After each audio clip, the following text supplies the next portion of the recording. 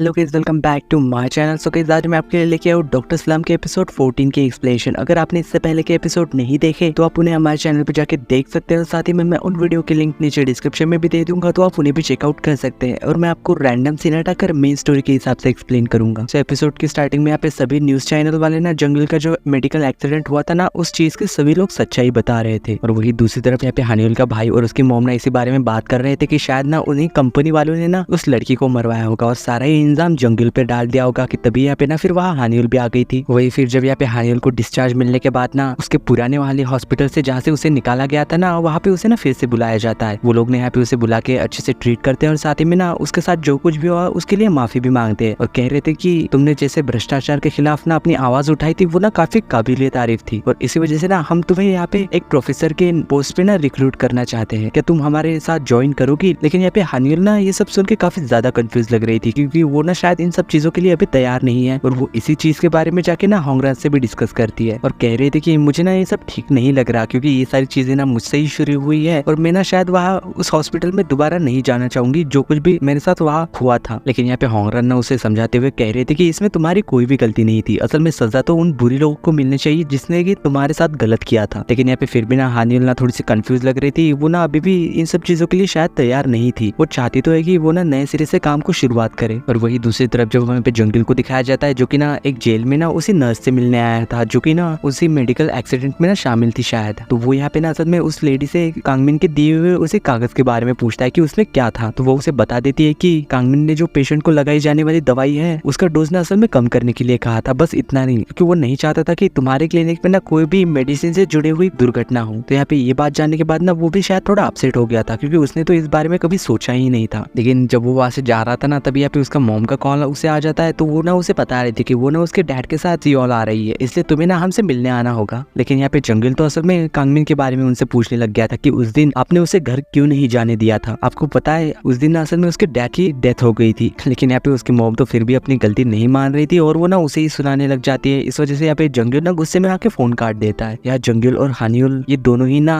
इस कुछ समय में ना काफी बुरे और अच्छे वक्त से गुजरे हैं, जिस वजह से कि ये दोनों ना काफी ज्यादा अपसेट तो हो गए थे। लेकिन वो अपनी उदासी को ना अपने माइंड के पीछे छुपा रहे थे और ना ही किसी को ये बात पता चलने दे रहे थे, क्योंकि वो दोनों ही जानते थे कि वो दोनों ही ना एक दूसरे को काफी ज्यादा पसंद करते हैं और वो एक दूसरे को ना कभी अपसेट नहीं देखना चाहते। इसलिए वो हमेशा ही ऐसा प्रिटेंड करते थे कि एक दूसरे के सामने वो ना काफी ज्यादा खुश है एक दूसरे के साथ। फिर ना वो जब यहाँ पे सभी लोग साथ में बैठ के खाना खा रहे थे, तो इसी दौरान ना यहाँ पे हानियुल की मॉम बुसान जाने की बात करती है उससे डैड से मिलने के लिए। तो यहाँ फिर जंगल भी पूछने लग जाते हैं कि क्या मैं भी आपके साथ आ सकता हूँ। तो ये सुन के यहाँ पे पहले ये तो शॉक हो गए थे, लेकिन वो भी ना फिर मान गए थे। फिर वही जब यहाँ पे रात में ना ये दोनों साथ में बैठ के कॉफी पी रहे थे, तो यहाँ पे दूसरी तरफ ना हानियुल की मॉम बातें कर रही थी कि शायद ना असल में ये ट्रिप ना जंगल और हानियुल के लिए एक यादगार ट्रिप बन सकती है, हमें ऐसा करना होगा, क्योंकि ये दोनों ना इन दिनों काफी ज्यादा परेशानियों से गुजरे हैं। कम से कम इसी बहाने उन्हें ना थोड़ा ब्रेक तो मिल जाएगा। तो फिर जब यहाँ पे दूसरे दिन ना वो सभी लोग जा रहे थे, तो यहाँ हानियुल ना असल में जंगल को उससे मॉम से बात करते हुए सुन लेती है। तो उसे पता चल जाता है कि जंगल उनके साथ इसीलिए आ रहा है क्योंकि वो ना उसकी मॉम से मिलने जाने से बचना चाहता है। फिर बाद में ना ये सभी लोग कार से मिलके जाने लगते हैं, लेकिन रास्ते में ना असल में ये खाना खाते हुए ना हानियुल की मॉम ना असल में जंगल के ऊपर जूस गिरा देती है। तो उसे ना फिर यहाँ पे अपने कपड़े बदलने पड़ जाते हैं, जो कि वो ना असल में काफी एंटिक टाइप के थे। तो ये सभी लोग ना उसके ऊपर काफी ज्यादा हंस भी रहे थे। तो फिर से जब ये दोबारा से गाड़ी से जाने लगते हैं ना, तो यहाँ गाड़ी के अंदर ना उसके अंकल और उसकी मॉम मिलके ना गाना गा रहे थे, डांस कर रहे थे। तो इसी चक्कर में ना जंगल की आंख पे ना फिर से चोट लग गई थी। तो इस वजह से यहाँ पे हानियुल तो काफी ज्यादा गुस्सा हो गई थी उनके ऊपर और कह रहे थे कि आप ना ध्यान रखा करो, उसे चोट लग गई ना। और वही दूसरी तरफ हमें पे होंगरन और डेउंग को दिखाया जाता है, जो कि यहाँ पे होंगरन के बेटे के साथ ना असल में एक स्पा आया था और इसी चीजों के चलते हुए ना वो दोनों एक दूसरे के करीब आने की भी कोशिश करते हैं, ताकि उन्हें भी ना एक दूसरे के साथ अच्छा टाइम बिताने का मौका मिल सके। लेकिन वही जब यहाँ पे इसका बेटा ना जब ये नोटिस करता है कि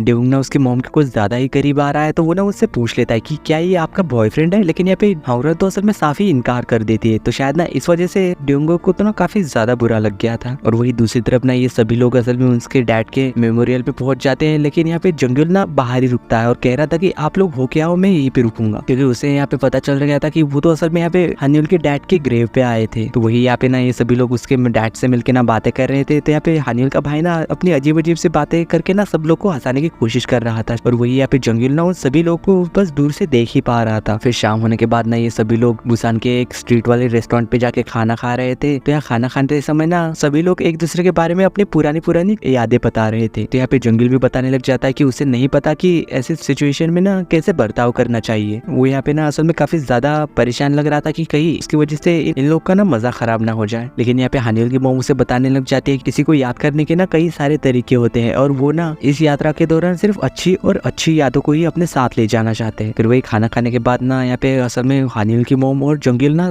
बातें कर रहे थे। तो इसी दौरान ना यहाँ पे जंगिल ना उन्हें बताने लग जाता है कि वो ना पिछले कुछ दिनों से ना काफी ज्यादा परेशान है। वो बता रहा था कि वो ना कांगमिन की मौत और उसके किए गए चीजों की वजह से ना काफी ज्यादा अपसेट है और वो ना आगे बढ़ ही नहीं पा रहा। यहाँ हानियोल की मॉम तो उसे बता रही थी कि तुम्हें ना उसके बारे में नहीं सोचना चाहिए, उसने जो अच्छे काम किया है सिर्फ उसके बारे में सोचो। तो यार जंगिल भी ना असल में उनकी बातों से सहमत तो लग रहा था, लेकिन उसे ना फिर भी यही याद रहता है कि कांगमिन ही एकमात्र ऐसा शख्स है जो कि उसके ग्रेजुएशन में ना सिर्फ उसके साथ था और कोई भी नहीं। और साथ ही में ना उसके लिए एक ब्लैक सूट भी लेके आया था ग्रेजुएशन गिफ्ट के तौर पे। यहाँ पे जंगिल को तो उसके मॉम डैड ने उतनी ज्यादा प्रायोरिटी कभी दी ही नहीं शायद, लेकिन यहाँ कांगमिन ना जंगिल को काफी ज्यादा अच्छे से ट्रीट करता था। तो वो ना यहाँ पे हानियोल की मॉम को बता रहा था कि वो ना कांगमिन के बारे में अब सिर्फ और सिर्फ अच्छी यादें ही याद रखना चाहता है। और ये सब कहते हुए ना वो असल में रोने लग गया था। यहाँ हानियोल की मॉम को ना असल में उसे ऐसे देखते हुए बुरा लग रहा था और वो ना उससे कहती है कि माफी दूसरे लोगों के लिए नहीं बल्कि खुद के लिए दी जाती है और तुम्हें ना कांगमिन के बारे में सोचते हुए ना कोई भी जल्दबाजी नहीं करनी चाहिए। तुम अपना टाइम लो और खुद को ना शांत करने की कोशिश करो, तभी ना तुम कोई फैसला ले पाओगे। और वही ना यहाँ पे हानियोल भी ना उन लोगों को दूर से देख लेती है ना, तो वो ना फिर अपने अंकल के पास चली गई थी। तो यहाँ पे उसके अंकल ने भी ना असल में हानियोल का फोन देख लिया था। तो फिर ना वो उनसे पूछता भी है कि क्या तुम्हें उस हॉस्पिटल से असिस्टेंट प्रोफेसर की जॉब के लिए कॉल आया था। तो यहाँ हानियोल ना उसे बता देती है कि हाँ उन्होंने मुझे बुलाया तो है, लेकिन शायद ना मैं वहाँ पे नहीं जाना चाहती क्योंकि मैं अभी तक इस सब चीजों के लिए तैयार नहीं हुई। तो फिर ना यहाँ पे उसके अंकल ना उसे याद दिलाने लग जाती है कि तुम ना डॉक्टर क्यों बनना चाहती थी। तुमने ना डॉक्टर बनने का फैसला इसलिए किया क्योंकि वो असल में डॉक्टर ही था जो कि तुम्हारे पिता को जब भी दर्द होता था ना तो वो उनका दर्द कम किया करते थे। और इसी फील्ड में चलते हुए ना फिर तुम्हें अपनी जिम्मेदारियों का भी एहसास हुआ। तो यहाँ पे उसके अंकल की ऐसी बातें सुनते हुए ना यहाँ पे हानियोल भी ना शायद थोड़ा अच्छा महसूस कर रही थी और साथ ही में ना वो फिर यहाँ पे जंगिल को भी जाके ना इस ऑफर के बारे में बताने का फैसला कर लेती है। और साथ ही में ना उससे ये भी पूछने की कोशिश कर रही थी कि तुमने मेरे मॉम से क्या बात की। तो यहाँ पे जंगिल उसे बताने लग गया था कि कांगमिन का जो गुस्सा था हमारी फैमिली को लेके शायद ना मैं वो कभी एक्सेप्ट ही नहीं कर पाऊंगा और मैं भी ना उसे लेके काफी ज्यादा कंफ्यूज हूँ कि मुझे उसे माफ करना चाहिए या फिर नहीं। हालांकि उसकी मॉम को समझाने के बाद ना वो काफी ज्यादा शांत भी हो गया है और कह रहा था कि मैं ना अब सिर्फ अपने दिल की सुनूंगा और थोड़ा टाइम लूंगा। और साथ ही में ना वो हानियोल से भी पूछ रहा था कि तुम किस बारे में बात करना चाहती हो। तो हानियोल ना फिर अपनी नौकरी के बारे में उसे बता ही देती है कि मुझे ना अपने पुराने हॉस्पिटल से